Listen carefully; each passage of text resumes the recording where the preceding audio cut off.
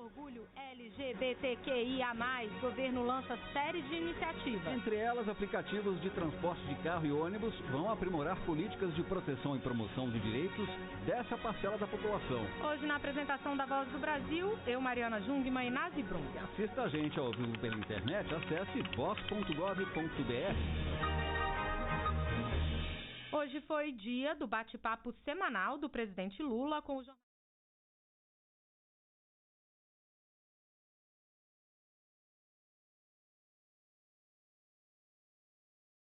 Para garantir a segurança alimentar. O presidente também falou sobre aliar questões climáticas ao desenvolvimento social dos povos da Amazônia. Lula destacou o volume de crédito destinado aos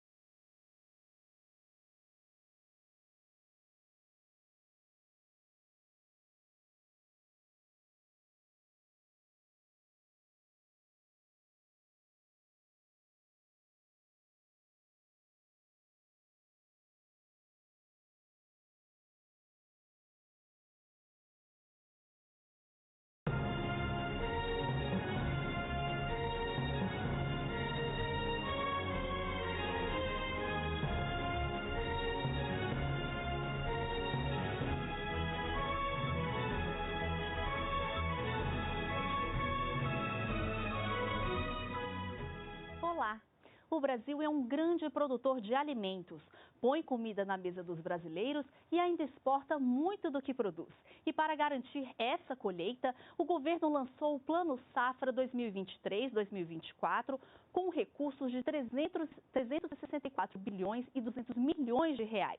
E é sobre esse plano que o ministro da Agricultura e Pecuária, Carlos Fávaro, fala agora para a Voz do Brasil. Vamos acompanhar. 4 bilhões e 200 milhões de reais em financiamentos para apoiar médios e grandes agricultores de todo o país a comprarem sementes, maquinário e assim ampliarem a produção. E com foco em lavouras ambientalmente sustentáveis. E para saber mais sobre o Plano Safra, a gente recebe aqui no estúdio da Voz do Brasil o ministro da Agricultura, Pecuária e Abastecimento, Carlos Fávaro. Boa noite, ministro. Boa noite, Mariana. Boa noite, Nazi. Boa noite a todos que nos ouvem. Muito feliz com poder, neste dia, fazer o anúncio do maior plano safra da história do Brasil, um reconhecimento do governo do presidente Lula a esse setor tão importante da economia, numa linda demonstração, e gosto de usar essa palavra linda, do slogan do governo, união e reconstrução. Independente de quem e para quem os produtores votaram ou escolheram como seu candidato, nós queremos unir o Brasil, ter o maior plano safra, 364 bilhões de reais para a agricultura empresarial e mais o anúncio de amanhã da agricultura familiar, que vai complementar esse grande plano safra com um viés de sustentabilidade, de premiação pelas boas práticas. Então é um dia de muita comemoração para a agropecuária brasileira. Pois é, eu queria que o senhor comentasse um pouco mais, então, sobre o porquê da decisão de aumentar ainda mais o Plano Safra e qual é o impacto que esse aumento deve representar lá na ponta no setor. Primeiro, porque nós vivemos um momento de achatamento dos preços dos commodities, isso tira a margem de lucro e a competitividade dos produtores, e para reverter isso, e é um histórico dos governos do presidente Lula sempre apoiar planos safras robustos, nós teríamos que ter mais recursos lá nos bancos, para que o produtor possa, na hora certa, pegar o dinheiro, comprar o adubo, a semente, como você falou, aqueles que decidirem fazer um investimento, comprar um trator, um equipamento, ter o recurso disponível. Isso gera oportunidades no campo, mas também gera oportunidades na cidade. Afinal de contas, são nas cidades que estão as fábricas de equipamentos, de insumos, e vai gerar emprego também. É aquecer a economia nesta que é uma atividade essencial para a economia brasileira, que é a agropecuária. Agora, ministro, o senhor já falou em sustentabilidade. Como é que o Plano Safra vai estimular a produção sustentável de alimentos e a agropecuária com baixa emissão de carbono? Como é que vai funcionar isso? Olha, é a primeira vez na história que temos um Plano Safra que tem no cerne, na sua essência, a premiação por boas práticas. Como disse a própria ministra Marina Silva hoje no lançamento, que o número de produtores que não têm boas práticas, que insistem em desmatamentos ilegais, queimadas ilegais, não passa de 2%, é menos que isso. Portanto, não significa que 98% dos produtores têm boas práticas. E nós vamos começar, pela primeira vez na história, a premiar esses produtores. A primeira leva serão os produtores que já têm cadastro ambiental rural aprovado, validado e não têm passivo ambiental, terão a redução de 0,5% das taxas de juros dos seus custeios.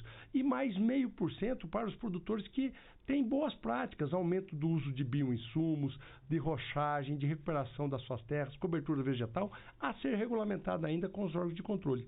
Alguns podem dizer, mas é pouco, tem pouco cadastro ambiental rural aprovado por conta que o governo ainda é lento na aprovação. Mas nunca se premiou.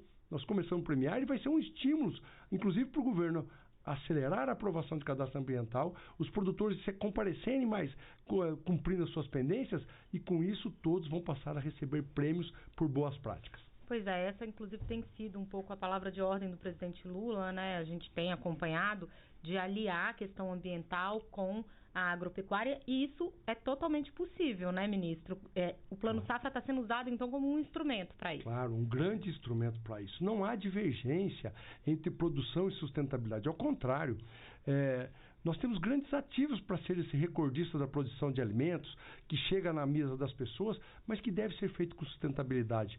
Nós temos gente capacitada, terras propícias, máquinas de última geração, mas não produziríamos nada se nós estivéssemos num deserto.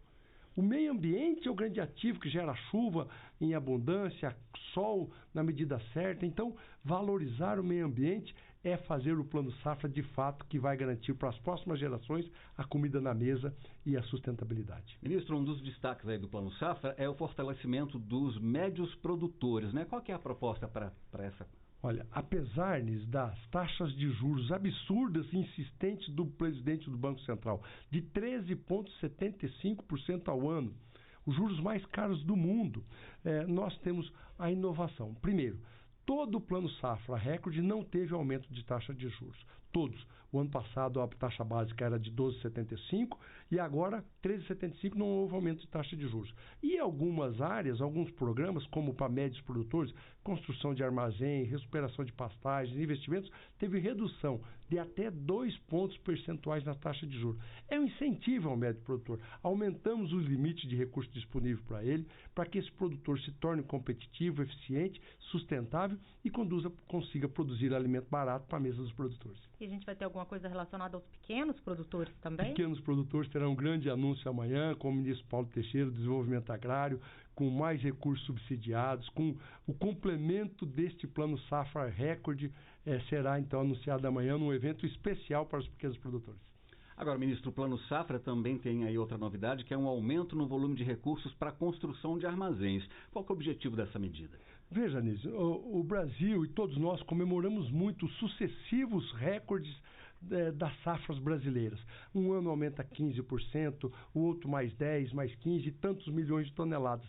E no governo da presidente Dilma, ela criou um programa de investimento para a construção de armazéns, os PCAs, Programa de Construção de Armazéns, que foi descontinuado, deixou isso de... E o déficit armazenar voltou, lógico, se tem uma safra recorde, se produziu mais, tem que ter construído mais armazéns, senão a safra vai para o tempo. E isso tem um grande déficit no Brasil hoje. Neste Plano Safra, foi um pedido do presidente Lula para que nós atendêssemos essa demanda. Para armazéns de até 6 mil toneladas, portanto, médios produtores, 80% do aumento de recursos e redução de taxas de juros. Para os demais, 60% de aumento de recursos disponíveis, com taxas de juros também compatíveis, 10,5%.